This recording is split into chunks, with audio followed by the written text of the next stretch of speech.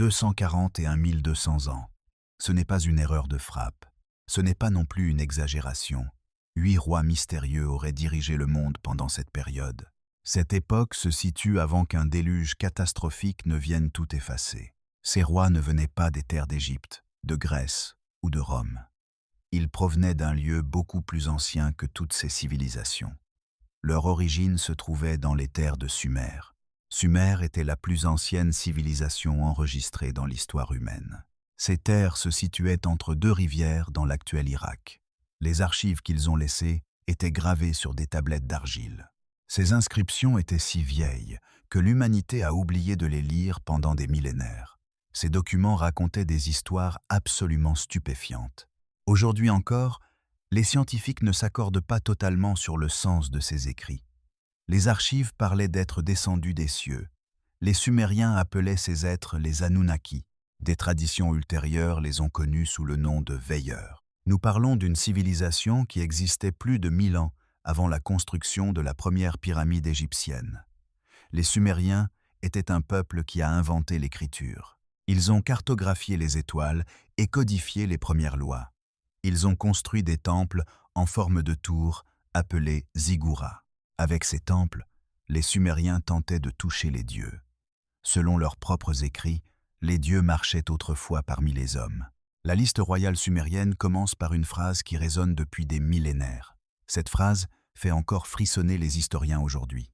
La liste indique que la royauté a commencé dans la ville d'Éridu après être descendue du ciel. La royauté était descendue du ciel et n'avait pas été élue.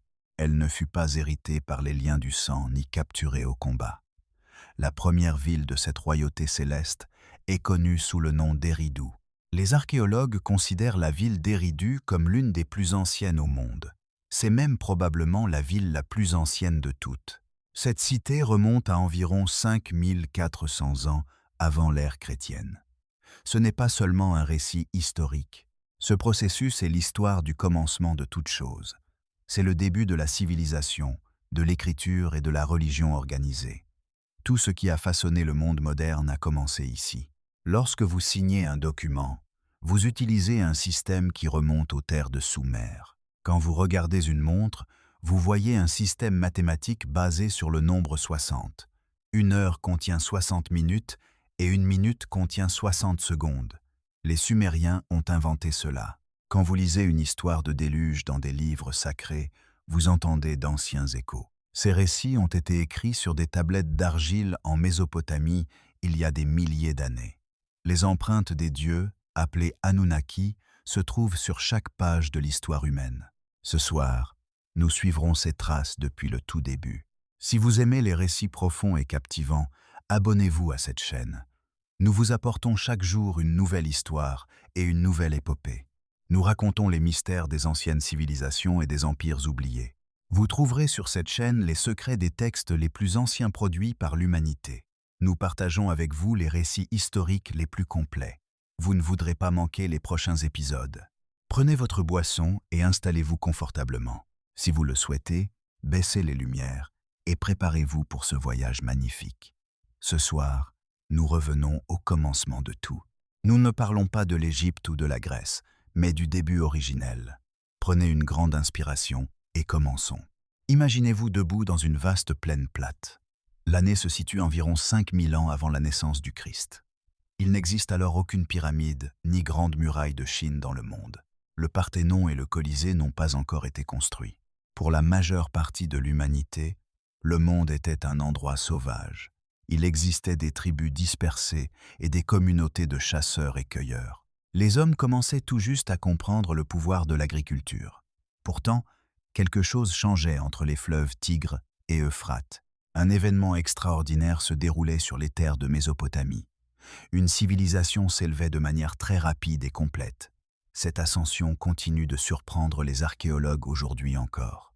Les Sumériens sont apparus presque de nulle part dans les archives archéologiques. Les historiens ignorent toujours d'où venaient les Sumériens. Leur langue n'appartient à aucune famille de langue connue. Elle n'est pas d'origine indo-européenne ou sémitique. Elle n'a aucun lien avec les langues parlées aujourd'hui sur Terre. Les linguistes appellent cette situation un isolat linguistique. C'est une langue sans parents ni ancêtres connus. Elle est apparue sur des tablettes d'argile de manière complexe et magnifique. Les cités sumériennes n'étaient jamais des villages primitifs. Ces villes étaient des centres développés avec des temples et des systèmes d'irrigation. Les Sumériens ont inventé l'écriture, mais aussi la civilisation telle que nous la connaissons. Ils ont trouvé la roue, la charrue et le navire à voile. Ils ont également instauré les concepts d'école et de bibliothèque. Les Sumériens affirmaient que la civilisation était un cadeau des dieux. Pour eux, ce n'était pas une métaphore ou une expression poétique. Les dieux sont descendus des cieux et ont fondé les premières cités. Ils ont enseigné à l'humanité les arts de l'agriculture, des mathématiques et de l'astronomie. Les dieux ont nommé des rois pour gouverner à leur place. Ces dieux avaient des noms, des familles et des rivalités. Le groupe le plus important possédait l'autorité suprême. On les appelait les Anunnaki et ils déterminaient le destin des nations. Le nom Anunnaki signifiait la lignée princière. Anu était le grand dieu du ciel et le père des dieux. Selon les Sumériens, ils ont créé les premiers êtres humains. Mais qui étaient réellement ces êtres appelés Anunnaki? Étaient-ils seulement des dieux mythologiques ou étaient-ils des dirigeants divinisés par les générations suivantes? Pour comprendre la réponse à cette question, nous devons regarder les textes sumériens. Nous devons examiner ce que les tablettes d'argile antiques nous racontent vraiment. Les références les plus anciennes connues concernant les Anunnaki datent de l'époque de Gudea. Gudea a vécu environ 2100 ans avant l'ère chrétienne. Cependant, les traditions qu'il racontait étaient beaucoup plus anciennes. Dans les textes, ils étaient des êtres possédant des pouvoirs immenses. Le dieu de l'air, Enlil, siégeait au conseil divin. Il servait de dirigeant principal de cette assemblée. Le dieu de la sagesse et de l'eau, Enki, était connu pour son amour de l'humanité. Enki était un dieu intelligent qui a sauvé l'humanité du grand déluge. La déesse de l'amour et de la guerre, Inanna, figurait aussi sur la liste. Le dieu de la lune, Nana, et le dieu du soleil, Utu, étaient membres du conseil. Ils étaient décrits comme des êtres ayant des formes physiques. Ils vivaient dans des temples et interagissaient avec les humains. Les Sumériens les ont représentés comme des êtres portant des couronnes à cornes. Ils participaient activement aux affaires de l'humanité. Ils nommaient des rois et accordaient des victoires lors des guerres. Ils avaient autrefois vécu sur Terre avec les êtres humains. Cette période est connue comme l'âge d'or des Sumériens. C'étaient ces temps anciens où la royauté descendait du ciel. La ville d'Eridu est la plus ancienne ville du monde. L'archéologie moderne a trouvé des vestiges datant de 5400 ans avant l'ère chrétienne. Selon la liste royale, tout a commencé dans la ville d'Eridu. Le premier roi Alulim a régné pendant 28 800 ans.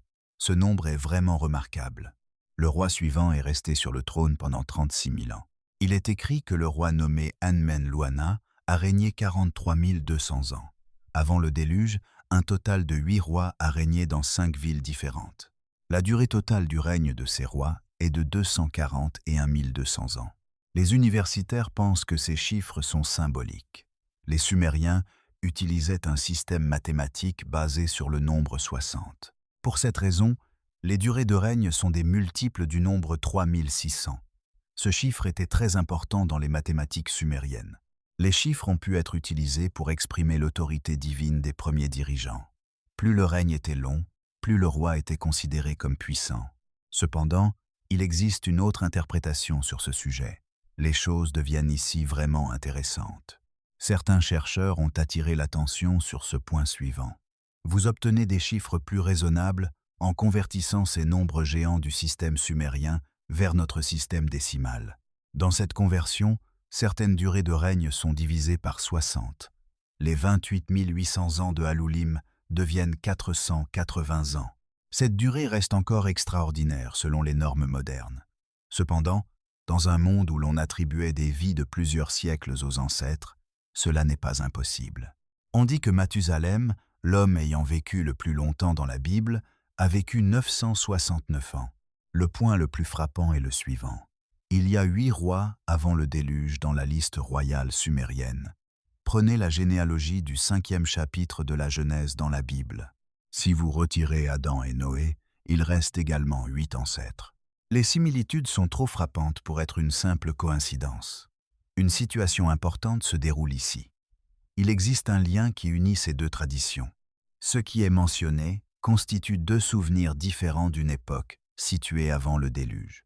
À cette époque, des êtres à la longévité exceptionnelle dirigeaient le monde. On se demande si ces chiffres sont de la pure mythologie exagérée à des fins politiques. Être ces nombres étaient-ils codés dans un système mathématique que nous commençons à peine à comprendre? Ou alors, il s'agissait d'une tentative réelle d'enregistrer les règnes d'êtres différents des humains ordinaires. Ces êtres pourraient être des créatures vivant plus longtemps et venant d'un tout autre endroit. Quelle que soit votre réponse, une chose est certaine. Les Sumériens croyaient que ces rois étaient réels. Ils croyaient que la royauté était véritablement descendue du ciel. Ils pensaient que les êtres ayant apporté cela, les Anunnaki, n'étaient pas seulement des dieux abstraits. C'étaient des êtres réels qui avaient marché sur la Terre dans un temps au-delà de la mémoire. Nous arrivons maintenant à l'un des aspects les plus importants et controversés de cette histoire. Les Anunnaki de Sumer ne sont pas restés uniquement dans la région sumérienne. Leurs souvenirs, leurs histoires et même leurs noms ont voyagé à travers le monde antique. Ils se sont répandus en se transformant et en évoluant partout où ils allaient. Finalement, ils ont reçu un nouveau nom dans les traditions qui allait devenir la Bible hébraïque. Ce nom allait apporter avec lui des millénaires de mystère et de peur. On les a appelés les veilleurs. Maintenant, imaginez-vous dans l'ancienne terre de Canaan. Vous êtes dans un monde des centaines d'années après la chute de Sumer. Les souvenirs de la plus ancienne civilisation sont encore vivants. Cependant, ces souvenirs s'effacent peu à peu. Ces souvenirs ont été transmis par la tradition orale et les histoires racontées au coin du feu. Les marchands et les voyageurs ont transporté des miettes d'informations le long des grandes routes. Une nouvelle tradition se forme dans ce monde. Nous examinons une tradition qui se souvient du temps avant le déluge et des êtres descendus du ciel. Cependant, cette tradition leur donne un nom différent et un caractère différent. Le livre d'Hénoch est l'un des textes les plus célèbres et les plus controversés du monde antique. Ce livre a été retiré de la plupart des listes bibliques. Malgré cela, il a été préservé par l'Église orthodoxe éthiopienne. Le livre a été redécouvert au XVIIIe siècle. Il contient une description détaillée des êtres appelés les veilleurs. Selon le livre d'Hénoch, ces veilleurs étaient des anges envoyés pour surveiller l'humanité. Ils étaient des protecteurs célestes, ayant une mission spécifique. Mais quelque chose a mal tourné. Quelque chose a mal tourné de manière terrible et destructrice. Les veilleurs, sous la direction de figures nommées Samyaza et Azazel, ont regardé les filles des hommes. Ils ont trouvé ces filles belles et ont pris une décision qui allait changer le cours de l'histoire. Ils sont descendus de leur position céleste. Ils ont pris des épouses humaines et ont eu des enfants. Ces enfants n'étaient pas totalement humains ni totalement divins. Ils ont atteint des tailles gigantesques et une puissance terrifiante. Le texte donne à ces enfants le nom de Néphilim. Le mot Néphilim apparaît dans le 6e chapitre de la Bible hébraïque. Ce passage a surpris et fasciné les universitaires pendant 1000 ans. En ces jours-là, il y avait des Néphilim sur la terre. Lorsque les fils de Dieu se sont unis aux filles des hommes, ils ont eu des enfants. C'étaient les hommes puissants des temps anciens et des personnes de renommée. Ce langage utilisé est extraordinaire. Il décrit le mélange du divin et de l'humain. On y définit le franchissement de limites qui n'auraient jamais dû l'être. En conséquence, une race composée de géants et de héros a vu le jour. Selon le livre d'Hénoch, les veilleurs n'ont pas seulement engendré des enfants. Ils apprirent à l'humanité des connaissances interdites. Ils enseignèrent le travail des métaux et la fabrication des armes. Ces êtres expliquèrent la sorcellerie et l'usage des talismans. Ils montrèrent les signes des cieux et les mouvements des étoiles. L'humanité reçut des informations qu'elle n'était pas prête à recevoir. En conséquence, un grand chaos et une corruption apparurent sur la terre. Selon cette tradition, ce fut la raison du grand déluge. Ce n'était pas seulement parce que l'humanité était mauvaise. Les limites entre le ciel et la terre avaient été violées. Les veilleurs avaient franchi une ligne et le monde entier en payait le prix. Nous arrivons maintenant à la partie la plus fascinante.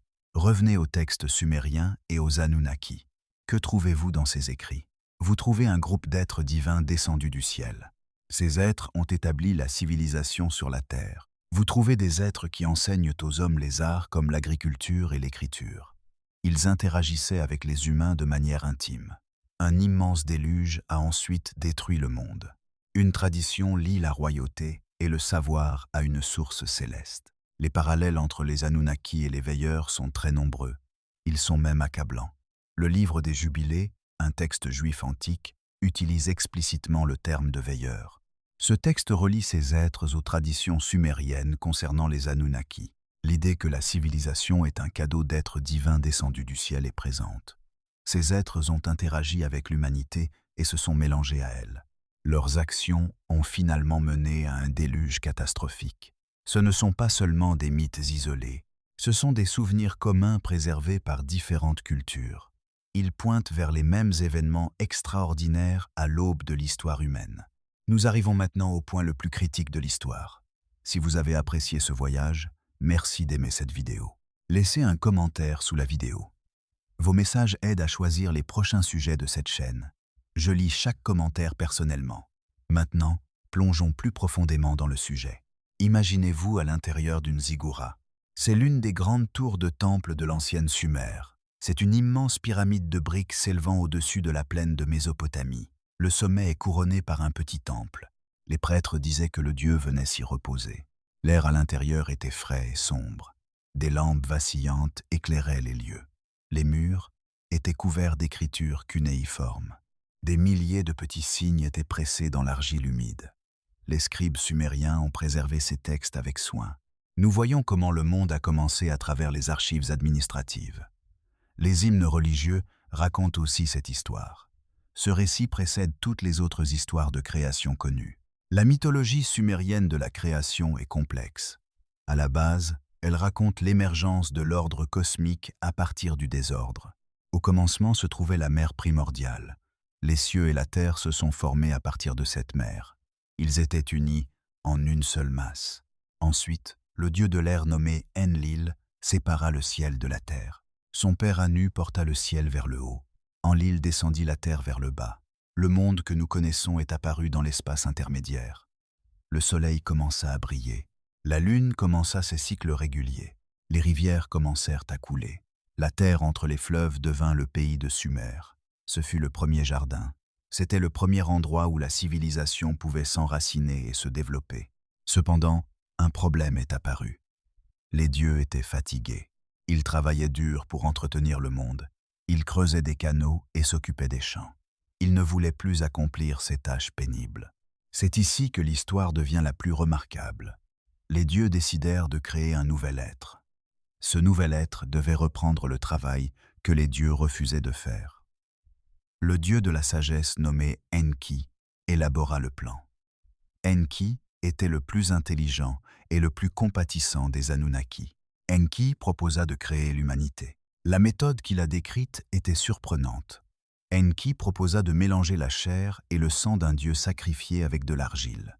Une nouvelle créature naîtrait de ce mélange. Cette créature porterait en elle une essence à la fois terrestre et divine. Elle posséderait donc des caractéristiques matérielles et spirituelles. Ainsi, l'humanité fut créée à partir de l'argile et de l'essence d'un dieu. L'humanité fut chargée de s'occuper des jardins et des canaux des Anunnaki. Cette histoire nous dit que l'humanité est une création hybride. Nous portons des traits à moitié terrestres et à moitié divins. De plus, le but de cette création est de servir les dieux. Cette situation présente des similitudes extraordinaires avec d'autres récits de création. La version sumérienne est unique par sa franchise. Les textes ne parlent pas avec des métaphores vagues. Ils décrivent presque un acte de création technologique. Les dieux avaient un problème, et ils ont développé une solution.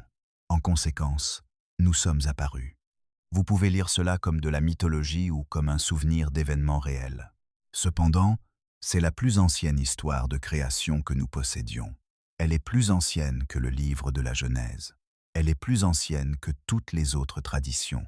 Les auteurs connaissaient ces traditions sumériennes lorsqu'ils écrivaient leurs propres textes.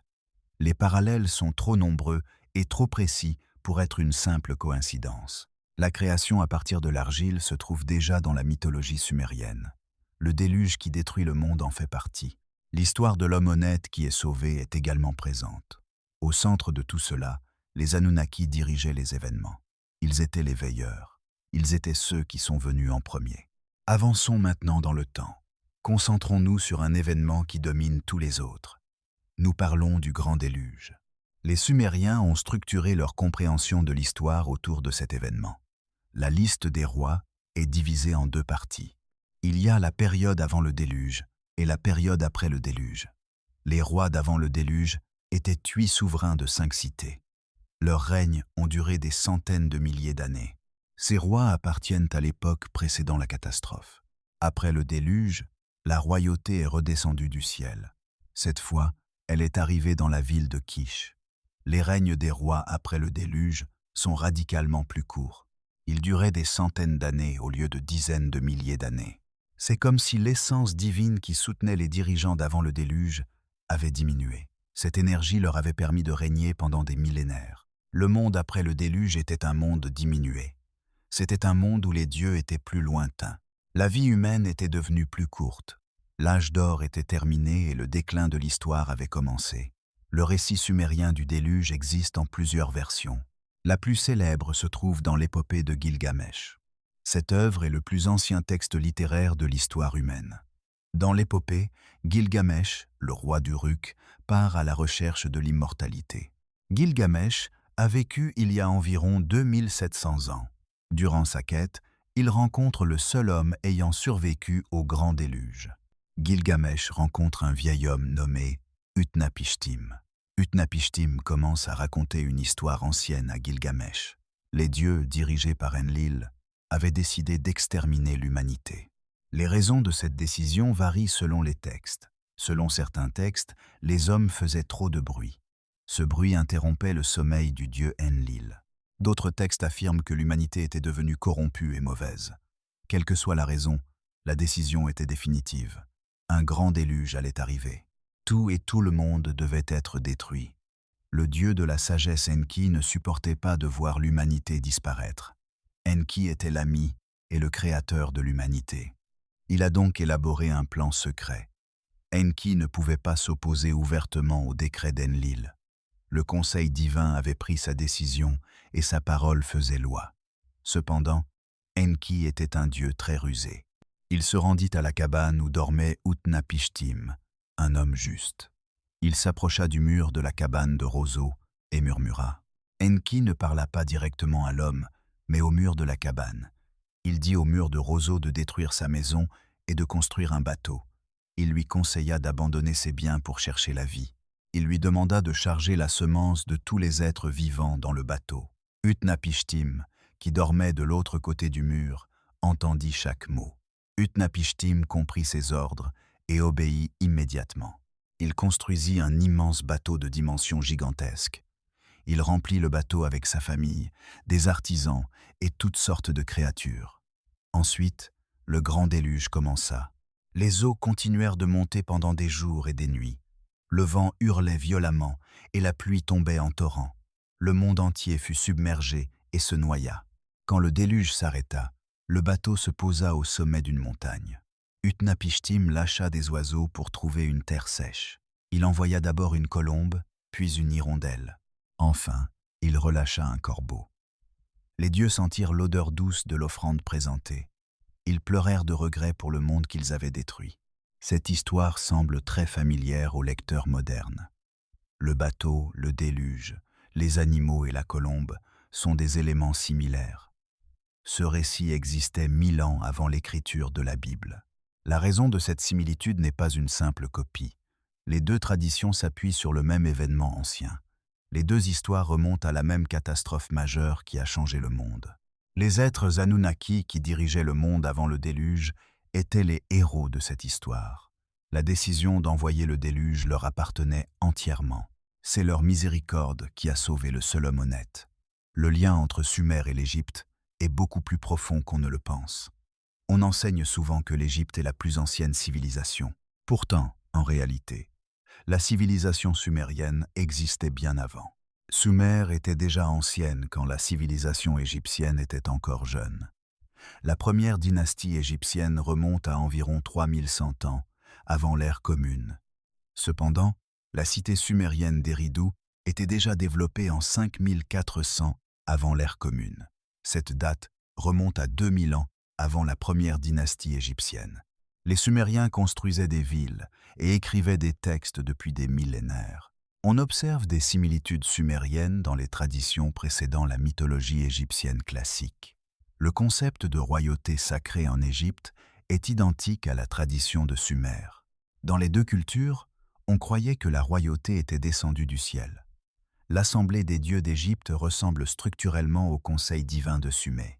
Il existe des histoires de dieux régnant sur terre avant les pharaons humains. Les similitudes architecturales sont également très frappantes. Les plus anciennes structures égyptiennes ressemblent énormément aux temples de Mésopotamie. La pyramide à degrés de Djéser à Saqqara est la première pyramide du monde. Cette structure rappelle fortement les ziggourats des Sumériens. La croyance que le temple est une montagne cosmique se retrouve dans les deux cultures. Les œuvres égyptiennes de la période précoce portent clairement l'influence de la Mésopotamie. Les idées sur les êtres divins avant le début de l'histoire humaine sont universelles. Ces idées apparaissent dans plusieurs civilisations sous des noms différents. Considérez que les archives sumériennes ne sont pas seulement de simples mythologies. Ces archives pourraient être la mémoire d'une époque où des êtres supérieurs marchaient sur la terre. Si les veilleurs étaient réels, cela changerait totalement notre perception de la civilisation. Le mot sumérien pour temple signifiait simplement maison. Ces structures étaient construites pour les dieux et non pour les hommes. La grande ziggoura de la ville d'Ur s'appelait Etemenigur. Ce nom signifie la maison dont la fondation crée une aura. Ce n'est pas un langage utilisé pour un simple lieu de culte ordinaire. Ce langage décrit une puissance et une énergie émanant de la structure. Chaque cité sumérienne possédait sa propre ziggoura orientée vers les étoiles. Les Sumériens avaient cartographié le ciel avec une précision extraordinaire. Ils ont identifié les planètes et suivi les mouvements du Soleil et de la Lune. Ils ont divisé le ciel en 12 signes du zodiaque que nous utilisons encore aujourd'hui. Ils ont aussi calculé le cycle de précession des équinoxes avec une précision de 26 000 ans. Les Sumériens disent que ces connaissances leur ont été enseignées par les Anunnaki. Ils affirment que les veilleurs leur ont appris à lire les étoiles. Le savoir astronomique des Sumériens est impressionnant selon n'importe quel critère. Ils savaient que la Terre était une sphère. Ils connaissaient l'ordre exact des planètes du système solaire. Ils possédaient des tables mathématiques capables de prédire les éclipses lunaires. Toutes ces informations sont attribuées aux dieux dans les textes antiques. Quelle que soit la source de ce savoir, les données elles-mêmes sont réelles. Les calculs astronomiques et les systèmes mathématiques fonctionnaient correctement. Les Sumériens parlaient une langue qui n'est liée à aucune autre langue sur Terre. Ils ont bâti des cités d'un niveau de sophistication inégalé pendant des millénaires. La liste des rois sumériens se compose de 16 copies différentes découvertes en Mésopotamie. La version la plus célèbre est un cylindre d'argile haut d'environ 8 pouces. Ce document se trouve au musée Ashmolean de l'Université d'Oxford. Le texte couvre une période allant du début des temps jusqu'à l'an 1800 avant notre ère. Il décrit les règnes incroyablement longs de 8 rois ayant vécu avant le déluge. Les experts estiment qu'il existe environ 500 000 tablettes en écriture cunéiforme. Cependant, seule une petite partie de ces textes a été traduite jusqu'à présent. Des centaines de milliers de textes anciens attendent encore d'être lus dans les musées du monde. Ces écrits pourraient contenir des informations cachées sur les origines de la civilisation. Parmi les textes traduits, les épopées de la création sont les plus fascinantes. Les textes décrivent les Anunnaki d'une manière qui ne correspond ni au mythe ni à l'histoire. Ils les définissent comme des êtres venus du ciel qui ont fondé les cités. Ces êtres se réunissaient en conseil pour décider du destin du monde. Ces créatures de lumière et de puissance dépassaient largement la compréhension humaine.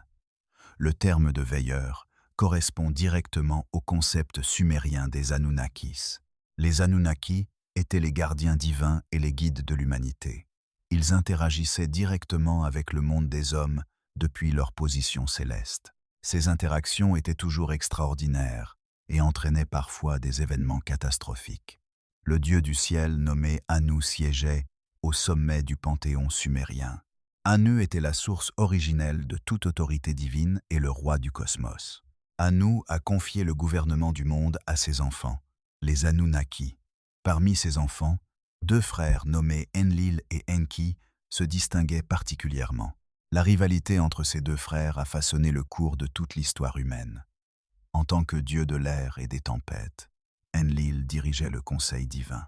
Il possédait une autorité suprême sur l'univers en détenant les tablettes du destin. Enlil représentait l'axe du monde. Il a donné l'ordre lorsque les dieux ont décidé d'envoyer le déluge. Enlil a aussi approuvé le plan lorsque les dieux ont décidé de créer l'humanité. Il était l'administrateur principal de l'univers et l'autorité ultime de la hiérarchie céleste. En revanche, le dieu Enki était très différent. Enki était le dieu de l'eau, de la sagesse et de la magie. Son nom signifiait le seigneur de la terre ou le maître des eaux douces. Alors qu'Enlil était autoritaire, Enki se montrait très intelligent. Enki se montrait miséricordieux quand Enlil était sévère. Il était un personnage astucieux, capable de résoudre tous les problèmes. Le point le plus important pour notre histoire reste l'amitié d'Enki envers l'humanité. Enki a conçu le plan pour créer les hommes à partir d'argile et d'essence divine.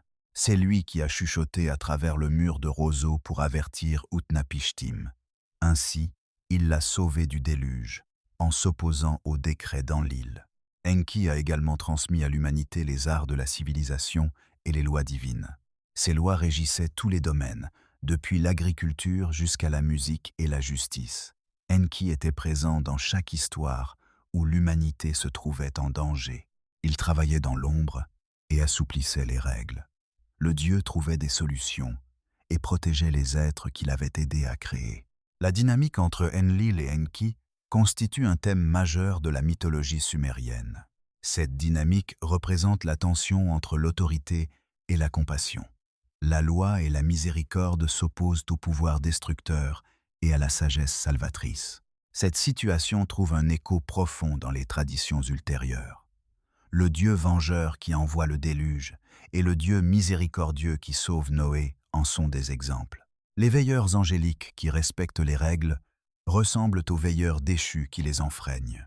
La tension entre la justice divine et l'amour divin est constante. Ce ne sont pas seulement des abstractions théologiques. La mythologie sumérienne traite ces sujets à travers des récits vivants et dramatiques. Ces histoires mettent en scène des êtres dont la nature humaine reste incertaine. Il y a aussi Inanna, la déesse de l'amour et de la guerre. Elle est sans doute la plus complexe et la plus fascinante des Anunnakis. Inanna était un personnage sauvage, passionné et imprévisible. Elle possédait également une puissance extraordinaire. Son récit de descente aux enfers est l'une des histoires les plus anciennes de la littérature mondiale. Cette descente raconte un voyage difficile à travers 7 portes. Inanna se dépouille d'un vêtement divin à chaque passage de porte. Cela continue jusqu'à ce qu'elle se tienne nue et sans défense devant la reine des morts. C'est une histoire de mort et de résurrection. Elle montre la volonté de tout sacrifier pour obtenir une connaissance interdite. Elle représente également un esprit indomptable qui refuse d'accepter les limites fixées par le destin. L'histoire d'Inanna précède de loin les autres récits de descente divine. Elle a influencé le mythe de Perséphone chez les Grecs et le récit chrétien de la descente aux enfers. Le thème du dépassement des frontières se trouve au cœur de ce récit. La recherche d'une connaissance interdite est également mise en avant. Le prix à payer quand le divin touche le monde mortel fait partie de ce thème.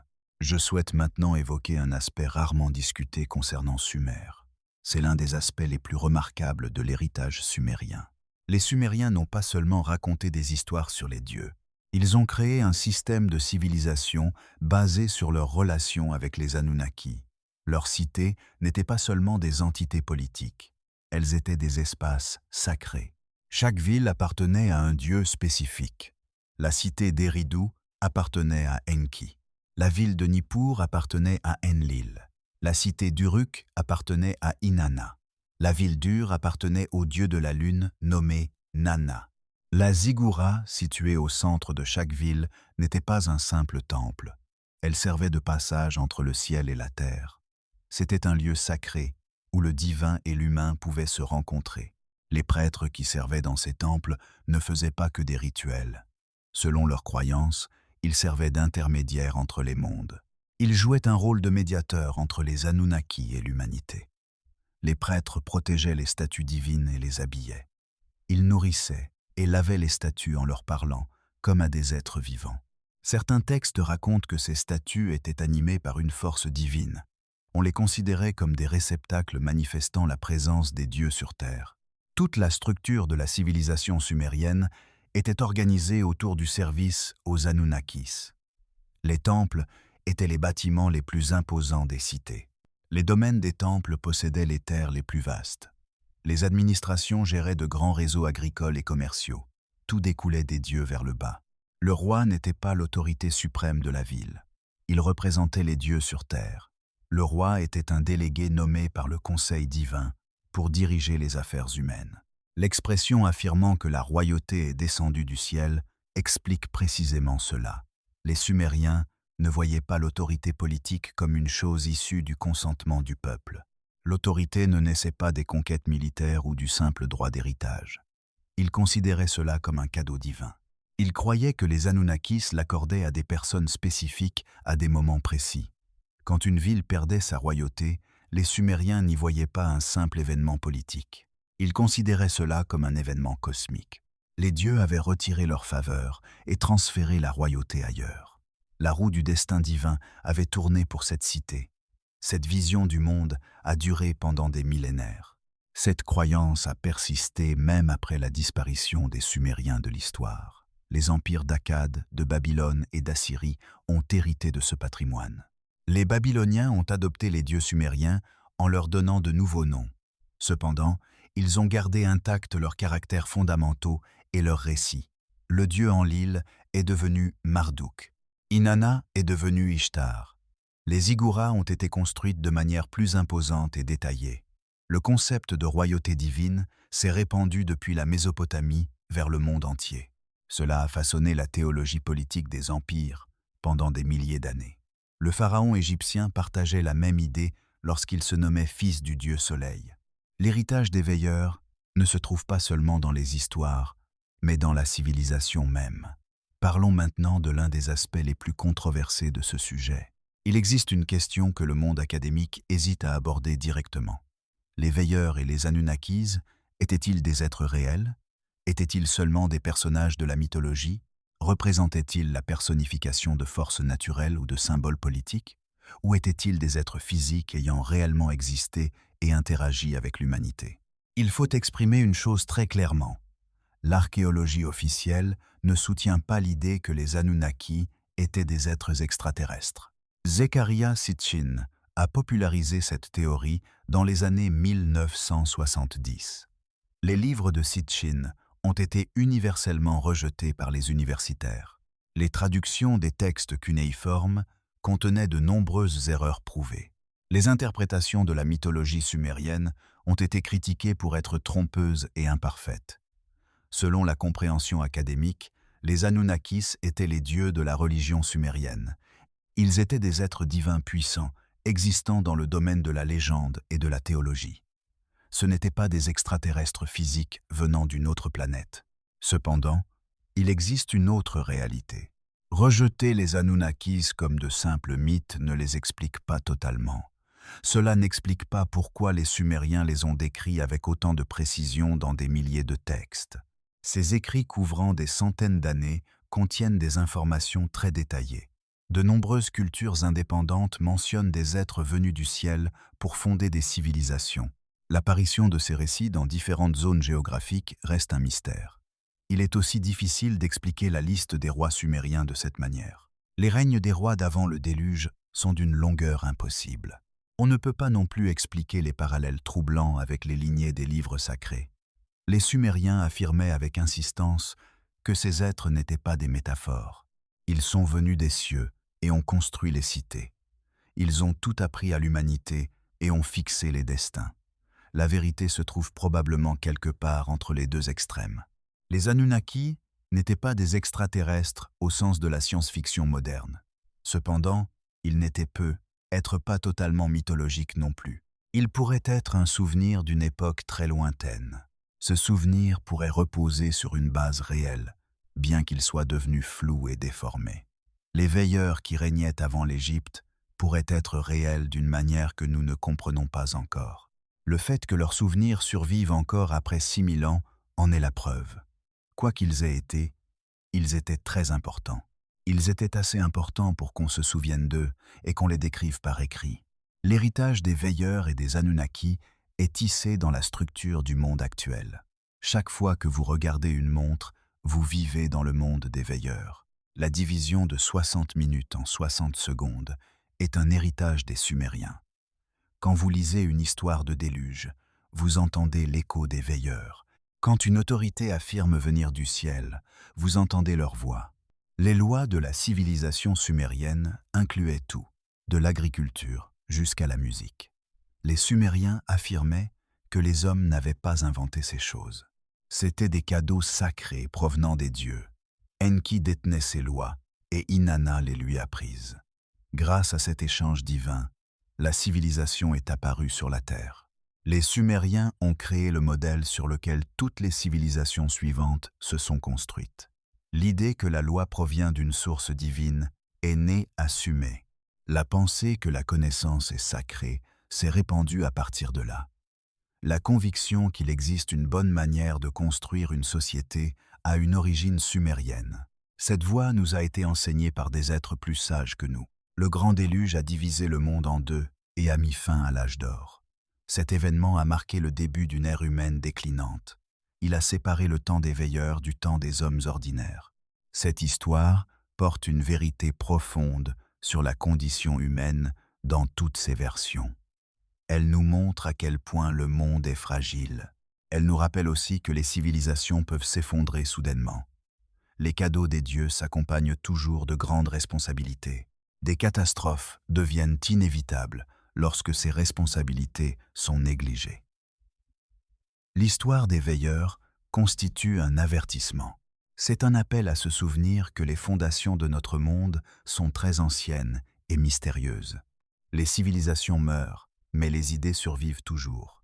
En tant que peuple, les Sumériens ont disparu de l'histoire vers l'an 1800 avant notre ère. Ils se sont fondus dans l'empire babylonien naissant sous des rois comme Hammurabi. Le célèbre code de loi de Hammurabi est aussi une suite des traditions juridiques sumériennes. Cependant, la langue sumérienne a survécu comme langue de la science et de la religion. Les scribes babyloniens ont continué de copier les textes sumériens. Ils ont étudié la grammaire ancienne avec beaucoup de soin. La mythologie sumérienne fut ainsi préservée dans leur bibliothèque. Les connaissances des veilleurs se sont répandues en Assyrie et en Perse. La grande bibliothèque d'Assurbanipal à Ninive en est le meilleur exemple. Cette collection fut rassemblée au 7e siècle avant notre ère. Elle contenait plus de 30 000 tablettes d'argile. Il s'agissait de la plus grande collection du monde antique.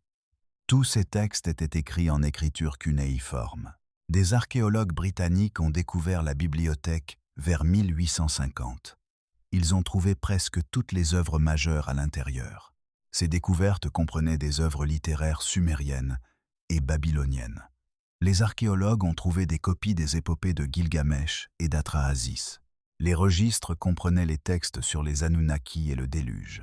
Des informations importantes sur la création de l'humanité étaient présentes. Les chercheurs ont trouvé des dizaines de textes sur la période préhistorique. Assurbanipal n'était pas seulement un conquérant et un roi. Le roi Assurbanipal était aussi un savant et un grand collectionneur. Il était obsédé par la préservation des connaissances antiques. Le roi a envoyé ses scribes dans chaque temple de son empire. Il leur a ordonné de copier chaque texte qu'ils pouvaient trouver. Le souverain a fait cela pour une raison très importante. Il comprenait une vérité que beaucoup de gens modernes ont oubliée. La connaissance antique était extrêmement précieuse et sacrée. La civilisation s'est construite sur ces informations fondamentales. Ce patrimoine ancien devait absolument être protégé. Cependant, un point remarquable mérite notre attention. L'information ne s'est pas limitée aux seules terres d'Assyrie.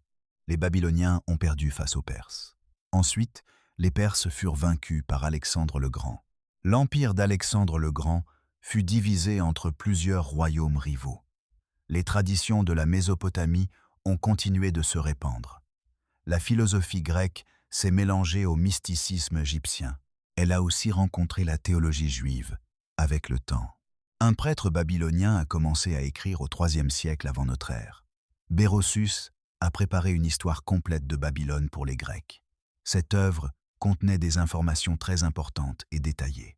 Cette histoire décrivait les rois d'avant le déluge et la grande catastrophe. Elle mentionnait aussi des êtres divins enseignant les arts à l'humanité. L'histoire des veilleurs a atteint le monde hellénistique grâce à Berossus. Ici, le récit s'est mêlé aux traditions grecques sur les titans. Les titans étaient des dieux primitifs régnant avant les Olympiens. Les similitudes avec les textes mésopotamiens sont vraiment frappantes. Les Titans étaient des êtres dotés d'une puissance immense, comme les veilleurs. Ces deux groupes ont régné avant l'ordre actuel du monde. Certains Titans ont enfreint les lois divines comme les veilleurs. En conséquence, ces êtres ont été punis très sévèrement. Ils furent emprisonnés sous la terre comme les veilleurs. Les Grecs ont nommé cet endroit sombre le Tartare. Dans le livre d'Enoch, les veilleurs déchus étaient aussi enchaînés. Les scribes juifs ont vécu en Babylonie pendant leur exil. Ils ont ainsi appris les traditions sumériennes sur les Anunnaki. Ces traditions ont été intégrées directement dans les textes hébreux.